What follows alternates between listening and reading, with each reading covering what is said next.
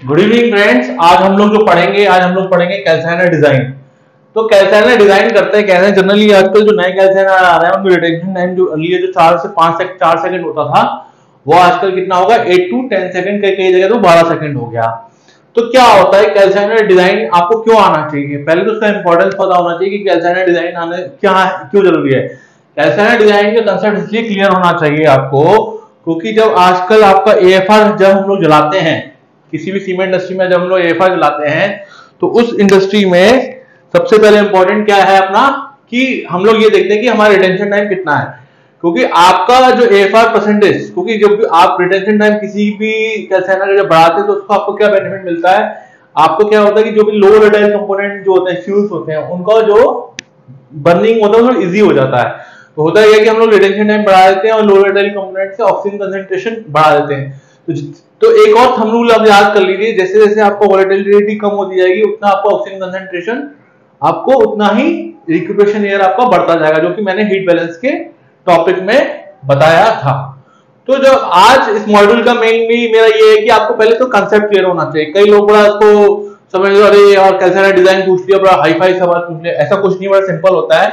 उसके लिए आपको बस कुछ कॉमन टर्म्स जो है वो पता होने चाहिए, कौन कौन से कॉमन टर्म्स होते हैं। उसको अगर आपको कॉमन टर्म्स पता है तो ये है। तो जब हम लोग कैल्साइनर डिजाइन करते हैं तो सबसे पहले तो अपने को ये पता होना चाहिए कि हम लोग किस फ्यूल के लिए करते हैं। तो उसके लिए एक टर्म होता है एल मिनिमम। एल मिनिमम क्या डिफाइन करता है? एल मिनिमम मेरे को डिफाइन करता है कि मैं जब कोई फ्यूल लूंगा, ये जो एल मिनिमम की जैसे वैल्यू दी गई है, लिग्नाइट के लिए 1.38, 1.39, बिटुमिनस के लिए 1.41, पेट कोक के लिए 1.4, डीजल के लिए 1.4, ये क्या दिया है केजी एयर पर 1000 किलो कैलोरी। अगर मैं पर 1000 किलो कैलोरी फ्यूल लेता हूं, मतलब फ्यूल के अगर मेरा एनसीवी इतना होगा तो उसके लिए मुझे इतना केजी है। मतलब अगर मैं लिग्नाइट के लिए बात करता हूं तो 1.38 केजी पर 1000 किलो कैल चाहिए, बिटुमिनस के लिए देता हूं इतना होना चाहिए। तो एल मिनिमम क्या है कि आपकी स्टोइकियोमेट्रिक एयर है और कितना आपका केजी पर केजी फ्यूल आपको एयर देनी है वो हमको बताता है। दिक्कत अब एल मिनिमम निकालने का एक और तरीका होता है। ये तो एक स्टैंडर्ड हमने रूल मान लिया 1.41, 1.42 एक स्टैंडर्ड वैल्यूज होती हैं।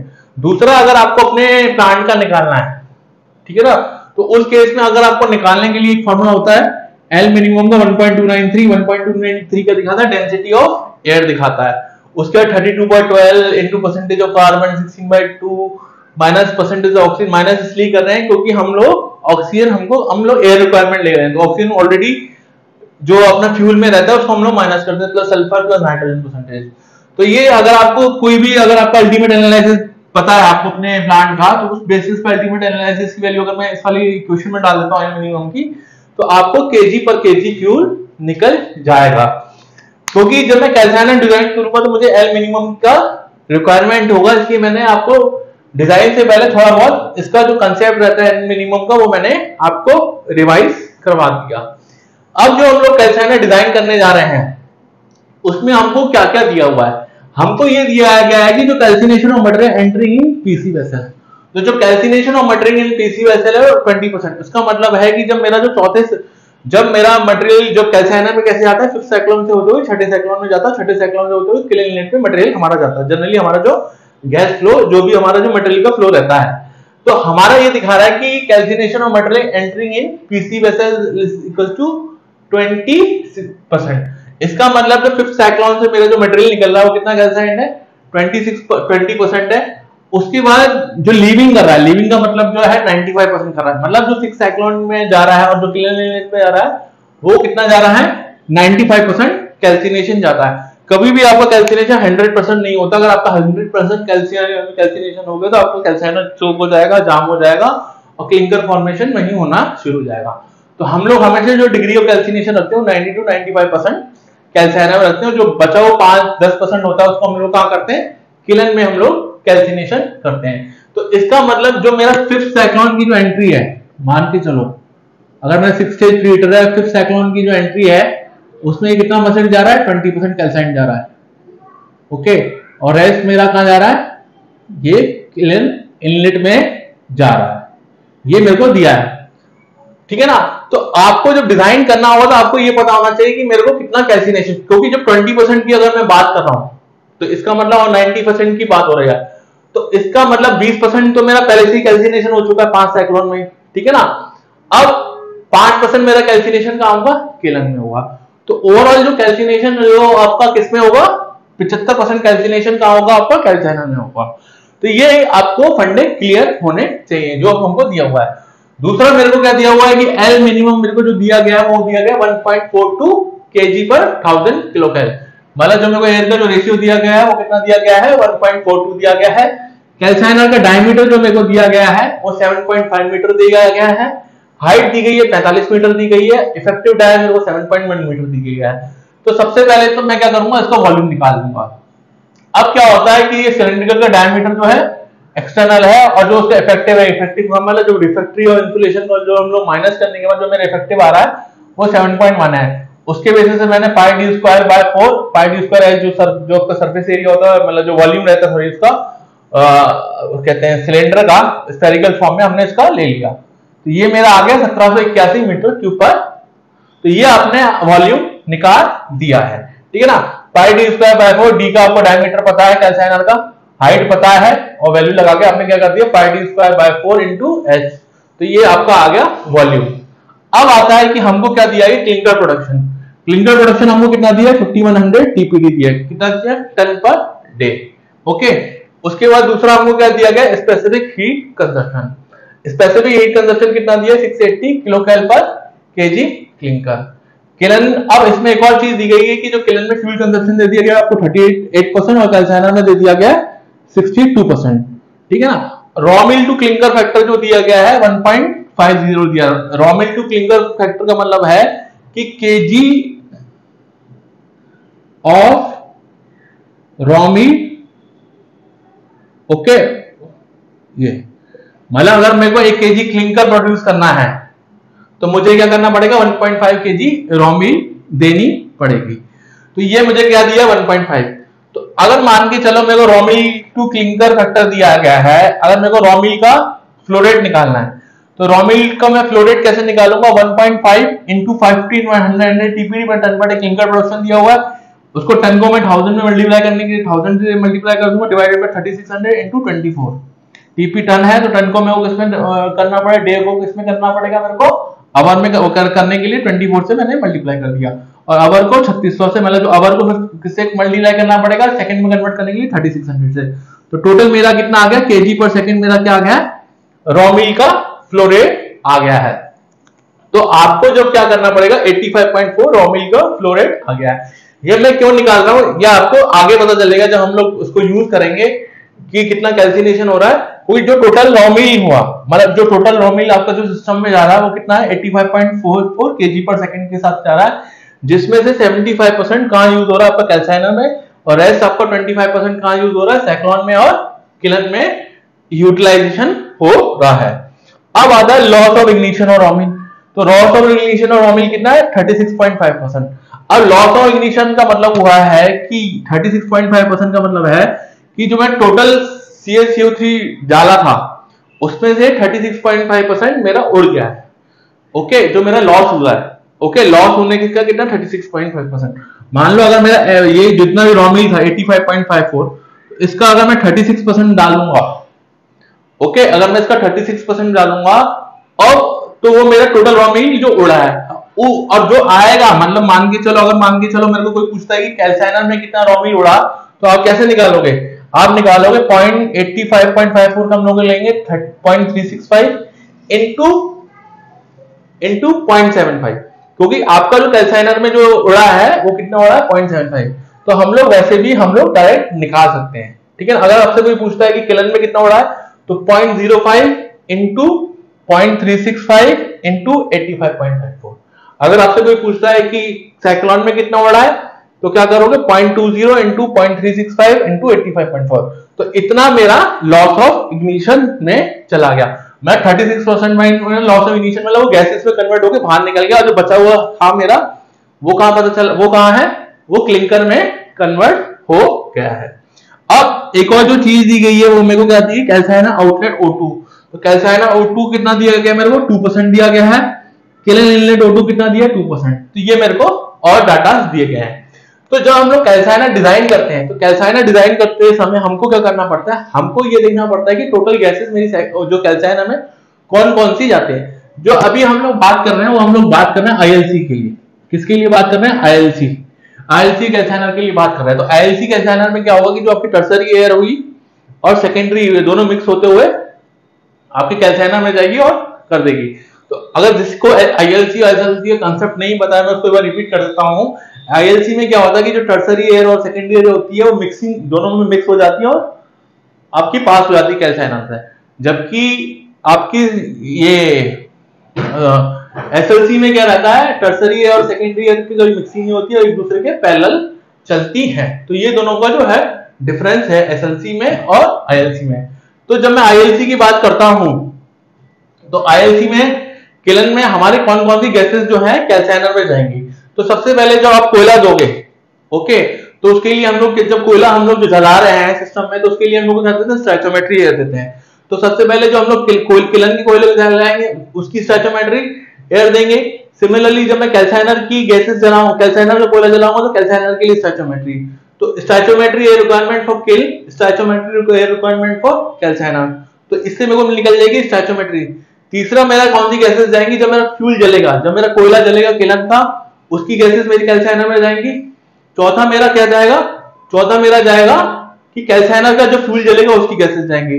तो 2 4 3 4 ये होगी। पांचवा छठवा क्या जाएगा, पांचवा छठवा मेरा जाएगा जो रॉमिली का मेरा जो किलन में कैल्सिनेशन होगा उसकी गैसेस जाएंगी और जो कैल्साइनर में जो कैल्सिनेशन होगा। तो इन टोटल मेरी 6 इक्वेशन बनेंगी। इन 6 इक्वेशन को मैं जो गैसेस को मैं ऐड कर दूंगा और उसमें एक्सेस एयर का करेक्शन फैक्टर डाल दूंगा, तो टोटल वॉल्यूम जो मेरे को मिलेगा वो मेरे को कैल्साइनर का वॉल्यूम मिल जाएगा। जब मेरे को वॉल्यूम मिल जाएगा उसको फिर मैं डिवाइड कर दूंगा एरिया से, तो मेरा रेसिडेंस टाइम जो रिटेंशन टाइम जिसपे हम लोग डिजाइन कर रहे हैं वो मेरा निकल जाएगा। तो सबसे पहले हम लोग देखते हैं कि स्टैचोमेट्री एयर कैसे निकाली जाती है किलन फ्यूल के लिए। तो स्टैचोमेट्री एयर जो किलन फ्यूल के निकालने के लिए बहुत सिंपल फॉर्मूला है, बहुत आपको कुछ करना नहीं है। सबसे पहले तो आप जितना भी क्लिंकर प्रोडक्शन है उसको केजी पर सेकंड में कन्वर्ट कर दो। तो क्लिंकर प्रोडक्शन को केजी पर सेकंड में कैसे कन्वर्ट करेंगे, 5100 टीपीडी इंटू 1000, टन को 1000 से मल्टीप्लाई कर दो तो केजी में हो गया। और पर डे है, पर डे को मेरे को किसमें कन्वर्ट करना, सेकंड में। तो एक दिन में 24 घंटे, 24 घंटे में 3600 सेकंड, तो 24 इंटू 3600 कर दिया तो मेरा कितना आ गया, 59.03 केजी पर सेकंड आ गया क्लिंकर प्रोडक्शन। दूसरी चीज है कि मेरे को स्टैचोमेट्री एयर निकालनी किलन के केस में, तो मैं क्या करूंगा 59.03 केजी क्लिंकर पर सेकंड, इसको मैंने मल्टीप्लाई कर दिया 0.38 इंटू 680। 680 का मतलब है कि स्पेसिफिक हीट कंजप्शन मेरा कितना दिया, 680 किलोकैल पर केजी क्लिंकर। किलन में मेरा कोयला कितना लग रहा था, 38%, तो 0.38 इंटू 680 इंटू किलोकैल पर केजी। इसके बाद मैंने किससे मल्टीप्लाई कर दिया, एल मिनिमम से। एल मिनिमम मेरे को जो दिया गया था 1.42 केजी एयर पर 1000 किलोकैलोरी। तो मेरा किलोकैल से किलोकैल कट गया, केजी क्लिंकर से केजी क्लिंकर कट गया, तो मेरे को पास क्या आ गया 2.16 केजी एयर पर सेकंड। अगर मैं इसकी यूनिट लिखूंगा तो सॉरी 21.6 केजी एयर पर सेकंड मेरी क्या आ गई, इतनी एयर मेरे को देनी पड़ेगी अगर मैं टोटल अगर मैं करता हूं, ठीक है ना। तो 21.6 केजी एयर पर सेकंड मेरी सिस्टम में आ गई। सिमिलरली मैं कैसे कैलकुलेट करूंगा, कैल्साइनर की भी मैं कैसे एयर निकालूंगा, 35.36 केजी एयर पर सेकंड मेरे को देनी पड़ेगी इन केस ऑफ कैल्साइनर। तो इसकी जगह 680 यहाँ पर आ जाएगा 0.62 और इक्वेशन पूरी की पूरी रहेगी। तो मेरी एक पहली इक्वेशन रह गई 21.6, दूसरी हो गई 35.36। तीसरा अब मेरे को इक्वेशन मिलेगी, किससे मिली, गैसेस फ्रॉम किलन कोल। जब मेरा किलन का कोयला जलेगा तो वो भी गैसेस देगा, तो वो कैसे निकालेंगे हम लोग, उसका भी सिंपल तरीका है। अब क्या है, इसमें आपको क्या करना पड़ेगा, आपको जो कोयला होता है कोयले का एनालिसिस देखना पड़ेगा कि उसमें कितनी ऐश है। तो ऐश तो आपकी जलेगी नहीं, तो हमको दिया गया ऐश कितना दिया गया कोयल में 20.5% दिया गया, एनसीवी दी गई 5800 किलोकैल पर केजी क्लिंकर। तो मैं क्या करूंगा, जो मेरा क्लिंकर प्रोडक्शन आया उसको 258 किलोकैल पर केजी क्लिंकर से मल्टीप्लाई कर दिया, डिवाइड कर दिया 5800 किलोकैल पर KG clinker into 100 minus 25 divide by 100 के परसेंटेज को कन्वर्ट करने के लिए। तो मोटा मोटा मेरा क्या आ गया, केजी क्लिंकर से केजी क्लिंकर कट गया, किलोकैल से किलोकैल कट गया, तो मेरा कितना आ गया 2.09 केजी ऑफ कोल गैसेस पर केजी सेकंड। मतलब मेरी जो कोयला जब जलेगा तो मेरी कितनी गैसेस प्रोड्यूस होंगी, 2.09 केजी कोल गैसेस पर केजी सेकंड। सिमिलरली मैं जब कैल्साइनर के लिए निकालूंगा तो कैल्साइनर के लिए मेरी कितनी निकलेगी ये गैसेस 3.41 kg कोर पर kg सेकेंड। तो इस तरीके से मेरी ये पहली, दूसरी, तीसरी, चौथी इक्वेशन आ गई है। अब मेरे को क्या करना है, अब मेरे को करना है कि अगर मेरे को अब निकालना है एलओआई रॉमिल से, किससे निकालना है, लॉस ऑफ इग्निशन मेरे को करना है एलओआई रॉमिल से निकालना है कि एलओआई रॉमिल से मेरी कितनी गैसेस निकलेगी। तो एलओआई रॉमिल के लिए आपको क्या करना पड़ेगा, आपको ये निकालना पड़ेगा कि मेरा जो कैल्सिनेशन ऑफ गैसेस जो मेरी किलन से कितनी हो रही है और कैल्सिनेशन ऑफ गैसेस मेरी आपका कैल्साइनर से कितनी हो रही है। तो उसके बाद पांचवी इक्वेशन मिलेगी, छठवीं इक्वेशन होगी। तो इन सारी इक्वेशंस को हम लोग ऐड कर देंगे। तो सारी इक्वेशंस को हम लोग ऐड करेंगे, फिर देखेंगे कि टोटल गैसेस हमको कितनी मिल रही है। तो केजी ऑफ कुल गैसेस कितनी है, और उस गैसेस से हम लोग डेंसिटी से डिवाइड कर देंगे। तो क्या डेंसिटी होता है, मास पर यूनिट। तो हमको वॉल्यूम मिल जाएगा, वॉल्यूम को फिर nm³ पर सेकंड जो भी आएगा उसको डिवाइड कर देंगे, तो सेकंड हमारा रेसिडेंस टाइम आ जाएगा। तो अभी अब आगे आज के आगे क्या पढ़ेंगे हम लोग, ये रॉमिल की कैलकुलेशन पढ़ेंगे।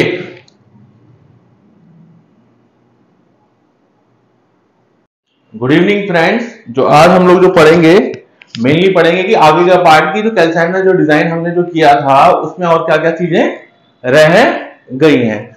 तो जो हमने अभी 4 पार्ट पढ़े थे, 4 पार्ट में हम लोगों ने ये पढ़ लिया था कि जो गैसेस जो हमने निकाली थी कि स्टोइचियोमेट्रिक एयर हमने निकाल ली थी। स्टोइचियोमेट्रिक एयर में जैसे कि किल में कितनी चाहिए, कैल्साइनर में कितनी चाहिए, उससे जो कंबक्शन से जो गैसेस निकलेंगी, कैल्साइनर से कितनी निकलेगी, किल से कितनी निकलेगी, वो हमने सब पढ़ लिया था। अब क्या करना था कि जो हमारा जो कैल्सिनेशन होगा, कैल्सिनेशन जो हमारा होगा वो हमको पढ़ना है। तो कैल्सिनेशन हमको जो पढ़ना है, तो कैल्सिनेशन जो कि किल में कितना था 5% कैल्सिनेशन था और कैल्साइनर में कितना कैल्सिनेशन हो रहा था 75%। तो उसके हिसाब से जो एलओआई जो कैल्सिनेशन की जो गैसेस निकलेंगी उसका भी हम लोग कैलकुलेशन कर लेंगे। तो कैल्सिनेशन की गैसेस निकालने के लिए हम लोग क्या करेंगे कि जो किल एलओआई जो रॉमिल था हमारा कितना था 88.44 kg पर सेकेंड। तो इसको मैंने इक्वेशन ए मान लिया।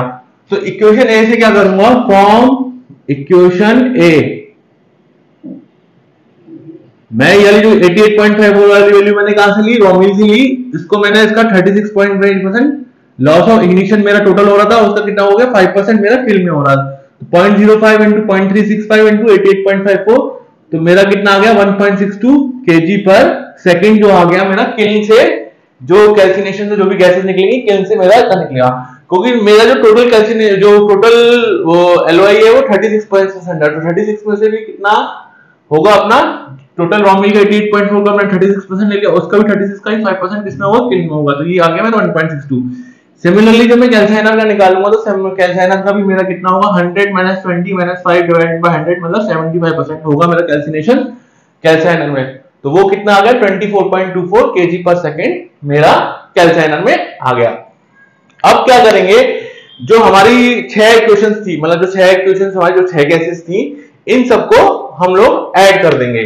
तो जो हमको स्टोइचियोमेट्रिक एयर किल में कितनी चाहिए थी, स्टोइचियोमेट्रिक कैल्साइनर में कितनी चाहिए थी, जो कोल कंबक्शन से हमारी किल से कितना निकली थी, जो कैल्साइनर की कोल कंबक्शन से कितना निकली थी, प्लस जो एलओआई से जो मिली थी और अभी, तो इन सबको जो मैं ऐड करता हूं तो ये वैल्यू जो मेरी आती है 88.38 kg पर सेकेंड आ रही है। लेकिन ये जो मेरा टोटल गैस फ्लो आ रहा है kg पर सेकेंड में आ रहा है, मास फ्लो रेट में आ रहा है, ये कैल्साइनर के अंदर है। अब क्या करूंगा, ये जो kg पर सेकेंड है ये विदाउट एक्सिस एयर है, क्योंकि जब हमने इसका कैलकुलेशन किया था तो हमने एल मिनिमम लिया था। तो अब क्या होता है कि हमको जो गिवन क्या दिया था, हमको गिवन दिया था कि जो कैल्साइनर के जो आउटलेट में जो ऑक्सीजन है वो 2% है। तो एक्सिस एयर फार्मूले से क्या करूंगा मैं, O2 divided by 21 - O2 into 100 कर दूंगा। तो 2 डिवाइडेड बाय 21 - O2 into 100 कर दिया, तो मेरा एक्सिस एयर कितना आ गया 10.52% आ गया। तो ये सिंपल सा फार्मूला होता है एक्सिस एयर का। अब क्या करूंगा मैं 1.1052 को 88.38 से मल्टीप्लाई कर दूंगा, तो ओवरऑल मेरा कितना आ गया 97.61 kg पर सेकेंड मेरा कितना आ गया टोटल फ्लो इन कैल्साइनर। तो कैल्साइनर में मेरा फ्लो कितना आ गया 97.61 आया।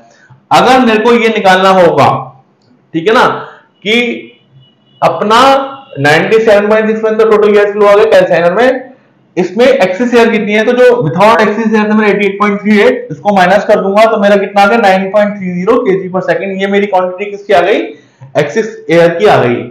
अब क्या करना है हमको, सेकंड स्टेप क्या है कि जितनी भी केजी पर सेकंड है ये मास फ्लो रेट में, इसको मेरे को किसमें कन्वर्ट करना है, एनएम क्यूब पर सेकंड में कन्वर्ट करना है। तो जो स्टैंडर्ड डेंसिटी जो गैसेस की दी गई है हमने ले ली 1.42 केजी पर नॉर्मल मीटर क्यूब। तो हम क्या करेंगे, जो क्लीन फ्यूल की जो गैसेस निकली है 21.6, उसको 1.42 से डिवाइड कर दिया। सिमिलरली जितनी भी गैसेस जो मेरी निकली थी केजी पर सेकंड में, उसको एनएम क्यूब पर सेकंड में कन्वर्ट करने के लिए मैंने क्या कर दिया, 1.42 से डिवाइड कर दिया। तो 1.42 से जब मैंने डिवाइड कर दिया तो ये सब मेरी इक्वेशंस की वैल्यू निकल गई। अब क्या करना है, एक्सिस एयर के लिए मेरे को किससे डिवाइड करना पड़ेगा, 1.29 से।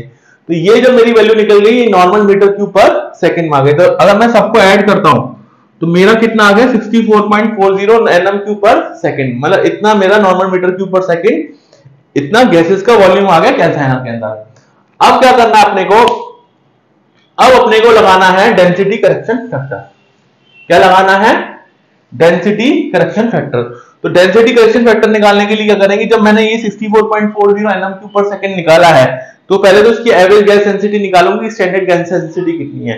तो स्टैंडर्ड गैस डेंसिटी निकालने के लिए क्या करना पड़ेगा, जो 97.6 जो टोटल आया मेरा केजी पर सेकंड, इसको मैंने 64.40 से डिवाइड कर दिया। तो सेकंड से सेकंड कट गया तो मेरी स्टैंडर्ड डेंसिटी कितनी आ गई, लगभग 1.52 से 1.53 केजी पर नॉर्मल मीटर क्यूब मेरी स्टैंडर्ड डेंसिटी आ गई। अब क्या करूंगा, इसी स्टैंडर्ड डेंसिटी पे मैं क्या निकालूंगा, अपनी करेक्टेड डेंसिटी निकालूंगा। तो करेक्टेड डेंसिटी के लिए मुझे क्या करना पड़ेगा, मुझे जो डेंसिटी करेक्शन फैक्टर का फॉर्मूला है वो लगाना पड़ेगा। मेरे को बैरोमेट्रिक प्रेशर दिया हुआ है 9910 mmWg, स्टैटिक प्रेशर दिया हुआ है कैल्साइन आउटलेट के -120। तो मैंने static pressure plus barometric pressure into 273 divided by 273 plus 900 degree centigrade.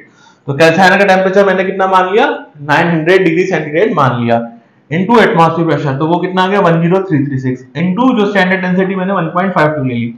तो इससे मेरी जो करेक्टेड डेंसिटी आई वो कितनी आई, मेरी 0.36 केजी पर मीटर क्यूब। तो ये मेरी आ गई स्टैंडर्ड करेक्टेड डेंसिटी।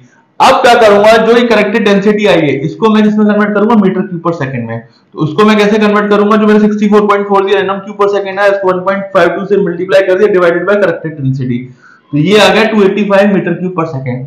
तो मेरा टोटल जो गैस का जो वॉल्यूम है कैल्साइनर में वो मेरा कितना आ रहा है, 285 मीटर क्यूब पर सेकंड आ रहा है।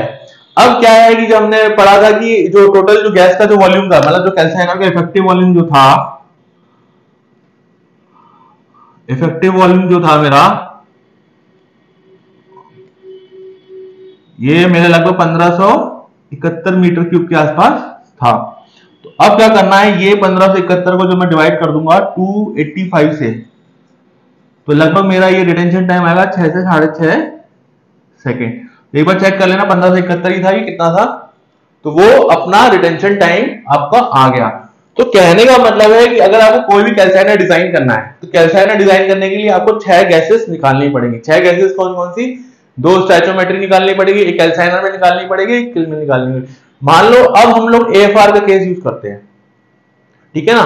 तो एएफआर के केस में क्या होगा, एएफआर का यूज करते हैं तो एएफआर के केस में आपका रिटेंशन टाइम और बढ़ जाएगा। क्यों, क्योंकि आपका उस केस में एल मिनिमम और बढ़ जाएगा, ठीक है ना। तो उस केस में आपको 3 स्टोइचोमेट्री लेनी पड़ेगी, कि किल में जो लगेगी वो लेनी पड़ेगी, कैल्साइनर में जो फ्यूल लगेगा कोयले का अलग स्टोइचोमेट्री लेना पड़ेगा और एएफआर का स्टोइचोमेट्री अलग लेना पड़ेगा। तो आपको जितना आपका एएफआर बढ़ेगा उतना आपको कैल्साइनर का रिटेंशन टाइम को बढ़ाना पड़ेगा, क्योंकि आपकी गैसेस का जो वॉल्यूम है वो भी बढ़ जाएगा और आपका रिक्यूपरेशन एयर जो होता है वो भी बढ़ जाता है। तो इसलिए जब भी आप एएफआर केस में डिजाइन करेंगे तो उस केस में आपको 6 की जगह 8 इक्वेशंस हो जाएंगी। तो ये बहुत सिंपल तरीका था, बहुत लॉजिकल तरीका था। स्टैंडर्ड कई लोग क्या करते हैं, सिंपल से ही जो आपने एनएम के ऊपर ये केजी क्लिंकर निकाल देते हैं, गैस का वॉल्यूम फिल्टर आउटलेट में निकाल देते हैं, उसमें डेंसिटी करेक्शन फैक्टर लगा के डाल देते हैं। वो तरीका इतना सही नहीं है। आपका जो स्टैंडर्ड तरीका थोड़ा लंबा तरीका है, उस केसेस में आप निकाल सकते हैं। सिमिलरली अगर आपको टीएडी की वेलोसिटी निकालनी है तो टीएडी की वेलोसिटी भी आप इसी मेथड से भी निकाल सकते हैं, क्योंकि आपको ये पता चल गया है कि जो गैस वॉल्यूम जो है वो टोटल गैस वॉल्यूम आपको पता चल गया है, ठीक है ना। अगर मान के चलो मेरे को कैल्साइनर के जो फ्यूल से कितना निकल रहा है, कितना वो निकल रहा है, तो टीएडी का अगर मेरे को निकालना हो तो टीएडी के केस में कैसे निकालोगे आप, तो टीएडी के केसेस में आपको एनएम क्यूब पर सेकंड टीएडी में निकालना पड़ेगा। तो टीएडी में आप एनएम क्यूब पर सेकंड कैसे निकालोगे, जो टोटल रिक्यूपरेशन एयर है, मान के चलो आपको 0.80 है, 0.82 आ रही है, तो उसका 60% आपने मान के चलो टीएडी में जा रही है, तो 60% आपका टीएडी में वहां वो चला गया, तो उससे आपको स्टैचोमेट्री निकालनी पड़ेगी। सिमिलरली तो ये सब जो है आपको अपना जो मेथड है अपना, वो मेथड हमेशा ऐसे ही रहेगा, ठीक है ना। तो इस तरीके से हम लोग गैस रिटेंशन टाइम डिजाइन करते हैं। तो अभी क्या है कि अभी जो हमारे जो फ्यूचर के जो भी मॉड्यूल्स होंगे उसमें हम लोग क्या पढ़ेंगे, बैक फिल्टर डिजाइन पढ़ेंगे, पायरो प्रोसेस ऑप्टिमाइजेशन पढ़ेंगे, और WHRS, बहुत सारी चीजें, लेकिन इसके लिए आपको मेरा चैनल को सब्सक्राइब करना पड़ेगा, कंटिन्यूस मॉनिटरिंग करते रहिएगा, और बीच बीच में आपको कोई 10 दिन बाद भी वीडियो अपलोड होंगे। तो क्योंकि क्या है कि मेरे को भी अपना काम रहता है ऑफिस का, लेकिन जब भी जैसे मुझे फ्री टाइम मिलता है तो मैं आप अपनी नॉलेज जो है शेयर, क्योंकि इस चैनल का ऑब्जेक्टिव यही था कि जितने भी लोग हैं सीमेंट इंडस्ट्री से एसोसिएटेड हैं उनका नॉलेज बढ़े, क्योंकि आप थ्योरेटिकली पढ़ लेते हो उसको प्रैक्टिकली में अप्लाई नहीं कर पा रहे हो तो कोई मतलब नहीं है, तो ठीक है ना। तो जो आप प्रैक्टिकली और थ्योरेटिकली जब दोनों पढ़ते हैं और दोनों चीजों को अप्लाई करते हो तो आपको बेनिफिट मिलता है। तो ये एक कैल्साइनर डिजाइन का छोटा सा पार्ट था। इसके अलावा अगर आपको फ्यूचर में और कोई इसके रिलेटेड कोई दिक्कत आती है तो मुझे कमेंट कीजिए। आज के लिए इतना ही, गुड बाय।